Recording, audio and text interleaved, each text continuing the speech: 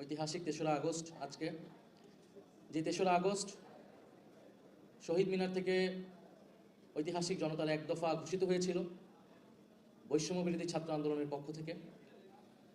আমরা তাই আজকে চেয়েছিলাম যে আজকের দিন, যে ঐতিহাসিক দিন, এই ঐতিহাসিক দিনটা আমরা শহীদ পরিবার এবং আহত যোদ্ধাদের সাথে আমরা কাটাতে চাই।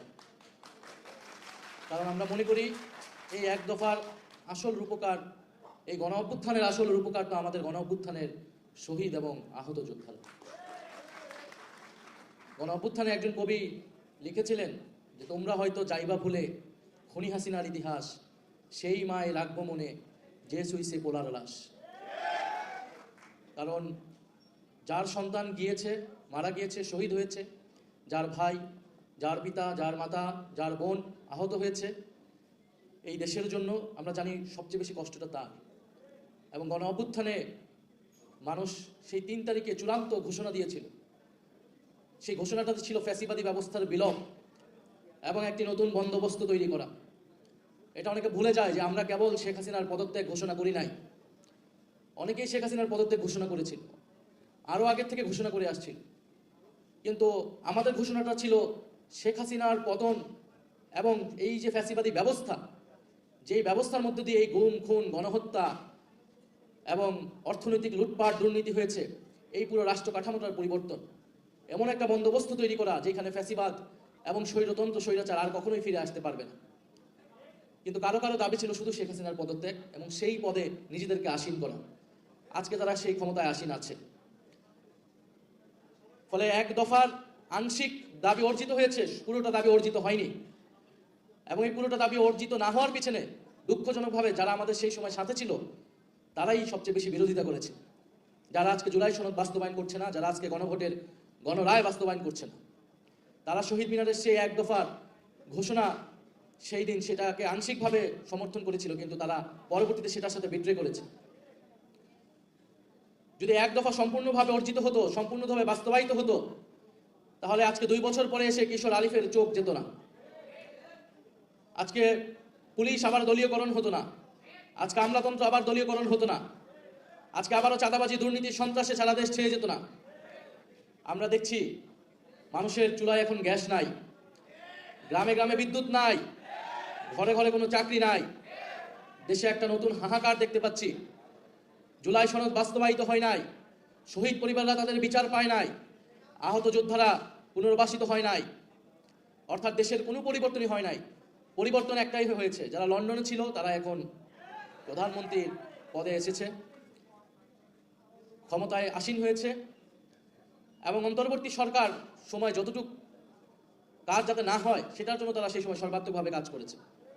রাস্তাঘাটে আন্দোলন আপনারা দেখেছেন সেই সময়, এখন কোনো আন্দোলন কিন্তু নাই, সেই কথিত আন্দোলন নাই। আন্দোলন আছে এবং আন্দোলন আসছে, সেটা জনগণের আন্দোলন, সেই আন্দোলনকে ফেস করতে হবে এই সরকারে। আজকে দেখেন 2 বছর পরে আমাদের একজন ভাইয়ের চোখ চলে গেল। শেখ হাসিনার এই জুলাই গণ অভ্যুত্থানে প্রায় 500-এরও বেশি আমাদের ভাই বোনেরা চোখ হারিয়েছে। এই শেখ হাসিনার এই পথ ধরে তারেক রহমান একজন কিশোরের চোখ কেড়ে নিলেন। আমরা গুনতেছি যে তিনি কতটুকু যেতে পারেন এবং কোথায় গিয়ে থামবেন, সেটা তাকেই ঠিক করতে হবে। আজকে 2 বছর পরে আমাদের সহযোদ্ধাদের নামে আইফোন চুরির মামলা দেওয়া হচ্ছে। এটা হচ্ছে গণ অভ্যুত্থানের অর্জন, এটাই হচ্ছে তারেক রহমানের জুলাই গণ অভ্যুত্থান। 2 বছর পরে যারা হামলাকারী তারা জামিনে পাচ্ছে এবং যারা ভিকটিম তাদের বিরুদ্ধে মামলা দেওয়া হচ্ছে। আমরা বলবো যে এই সরকার, বর্তমান প্রধানমন্ত্রী তারেক রহমান এক ভয়ঙ্কর খেলায় মেতেছেন। উনি এখনো বুঝতেই পারছেন না দেশের কি পরিবর্তন হয়েছে। উনি দেশে সেটা বলেছিলেন যে অনেক পরিবর্তন হয়ে গিয়েছে, পরিবর্তনটা তো এই দেশের তরুণদের মননে মগজে হয়েছে, এটা নিয়ে এখনো বুঝতেই পারেন নাই।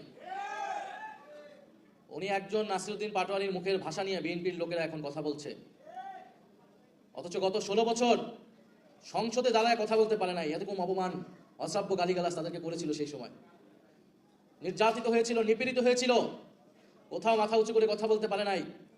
যেই রাষ্ট্রপতি তাদের দলীয় প্রধান, তাদের প্রতিষ্ঠাতা সবাইকে নিয়ে কটূক্তি করেছে, তাদের সেই রাষ্ট্রপতিকে চুপ্পুকে বর্তমান সরকার সম্মানজনকভাবে বিদায় দিয়েছে।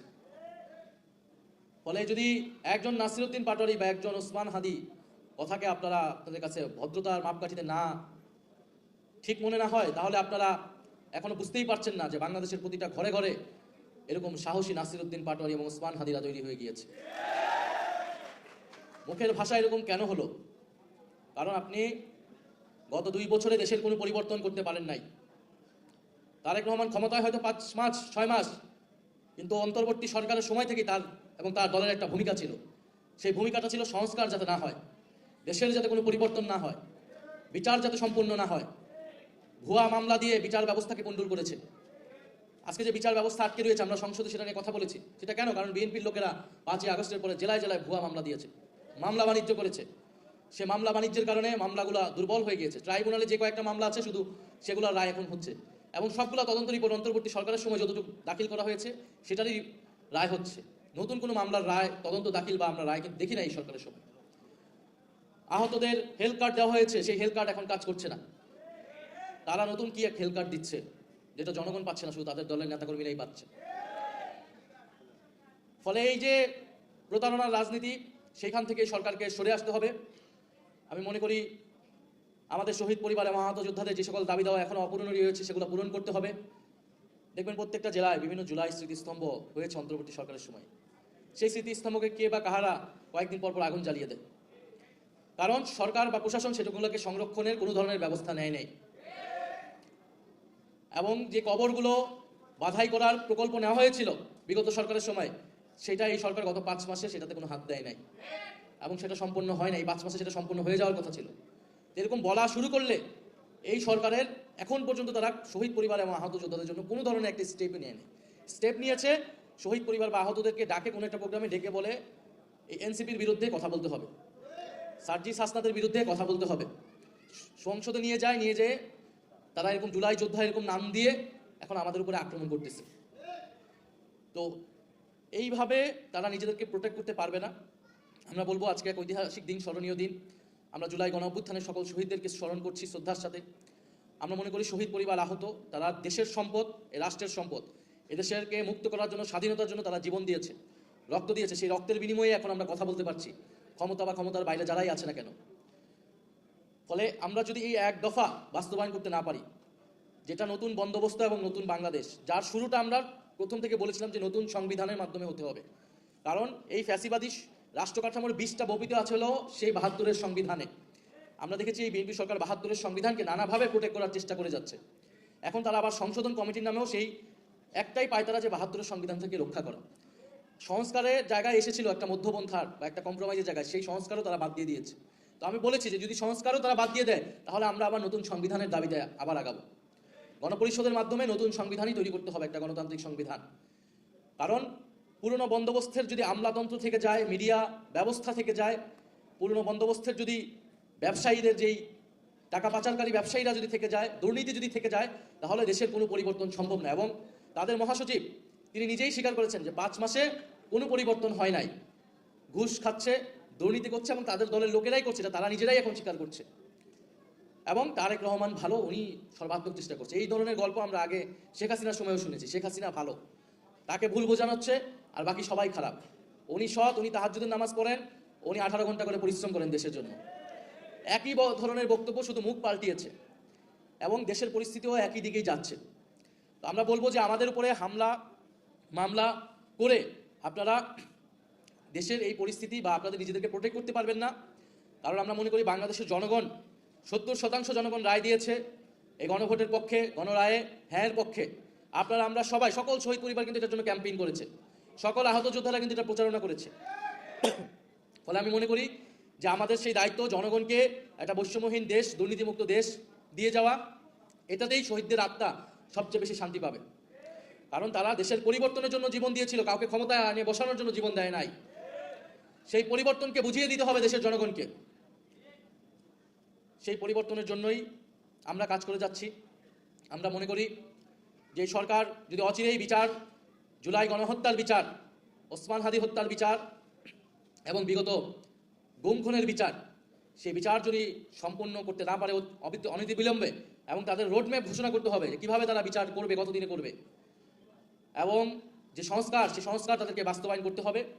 অন্যথা যে আন্দোলন আমরা চালু রেখেছি, শুরু করেছি, সে আন্দোলন আরও তীব্র থেকে তীব্রতর হবে। এনসিপি এবং সমমনা যে শক্তিগুলো রয়েছে আমরা ঐক্যবদ্ধভাবে এই সরকারকে বাধ্য করব জুলাই সনদ বাস্তবায়ন গণভোটের গণরায়ের আলোকেই বাস্তবায়ন করতে হবে এবং জুলাই গণহত্যার বিচার নিশ্চিত করতে হবে। আর যদি শেখ হাসিনা ডিসেম্বরে আসে, সেই ডিসেম্বরে আসার জন্য যে ব্যবস্থা তারেক রহমান করে দেয়, তাহলে সেটার জন্য আপনারা প্রস্তুত আছেন তো? ইনশাল্লাহ আমরা সবাই সেটার জন্য প্রস্তুত আছি। ফাঁসির মঞ্চে, এয়ারপোর্ট থেকে সরাসরি ফাঁসির মঞ্চে কোনো কথা হবে না। পুরো বাংলাদেশের জনগণ, 1400 শহীদ পরিবার, 30,000 আহত, লক্ষ কোটি ছাত্র জনতা সেদিন থাকবে বাংলাদেশের রাজপথে, ঢাকার রাজপথে সরাসরি ফাঁসির মঞ্চে নিয়ে যাবে। ফাঁসি কার্যকর না হওয়া পর্যন্ত রাজপথ থেকে ঘরে ফিরবো না আমরা। যদি এই পরিস্থিতি তারেক রহমান দেখতে চায় দিল্লির সাথে সমঝোতা করে, তাহলে তাই করুক, আমরা সেটার জন্য প্রস্তুত আছি। এবং তারেক রহমানকে বলবো আপনি তাকে নিয়ে আসার ব্যবস্থা করুন। আওয়ামী লীগের পুনর্বাসনের কথা আপনারা এটা একবার করে দেখেন। আপনাদের যদি হিম্মত থাকে আওয়ামী লীগের পুনর্বাসন করে বাংলাদেশে রাজনীতি করবে, এই পরিকল্পনা যদি কারো থাকে, সে যদি তার যদি হিম্মত থাকে, সাহস থাকবে, সেটা সে করে দেখাক। যে আওয়ামী লীগের বিরুদ্ধে বাংলাদেশের জনগণ 5ই আগস্ট ঘোষণা দিয়েছে, যে মুজিবের মূর্তি ভেঙে মুজিববাদের নিশ্চিহ্ন ঘোষণা করেছে এই দেশের জনগণ, এমনি এমনি না, রক্ত দিয়ে এই অর্জন আমরা পেয়েছি। এখন আমাদেরকে বিভিন্ন পত্রিকার মাধ্যমে বিভিন্ন এটা সেটা বিভিন্ন টাকা খেয়ে জুলাইয়ের ইতিহাস বিকৃত করবে, জুলাইকে ভুলিয়ে দিবে। এত সহজ যদি হতো তাহলে তারা কতটুকু করতে পারে সেটা বাংলাদেশের জনগণ দেখে নেবে। আজকে 3রা আগস্ট আমাদের জাতীয় ঐক্যের দিন, আমরা জাতীয় ঐক্য ধরে রাখতে চাই। 3রা আগস্ট বা 5ই আগস্ট পর্যন্ত জাতীয় ঐক্যের ভিত্তি ছিল শেখ হাসিনার বিতরণ।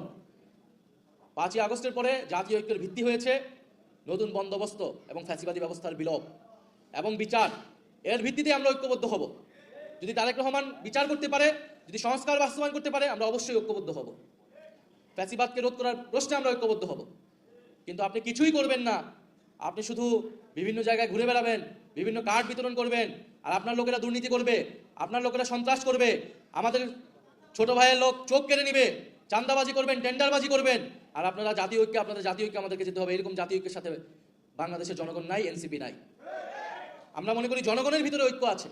অনেকে বলে জুলাইয়ের ঐক্য জনগণের ভিতরে আছে, মানুষের ভিতরে ঐক্য আছে। মানুষ বৈষম্যের বিরুদ্ধে এখন ঐক্যবদ্ধ, দুর্নীতির বিরুদ্ধে এখন ঐক্যবদ্ধ, চাঁদাবাজির বিরুদ্ধে ঐক্যবদ্ধ, সন্ত্রাসের বিরুদ্ধে ঐক্যবদ্ধ। সেই ঐক্য আপনারা অচিরেই দেখতে পাবেন। সেই ঐক্য আপনাদেরকেও ফেস করতে হবে। যদি আপনারা এখনো সময় আছে, যদি না শুধরান, 5 মাস যদি বলেন সময় দিতে হবে, সময় দিতেও আমরা প্রস্তুত আছি। কিন্তু এইভাবে আপনারা যদি সুশাসন দিতে না পারেন, তাহলে তো দেশ চালাতে আপনারা পারবেন না।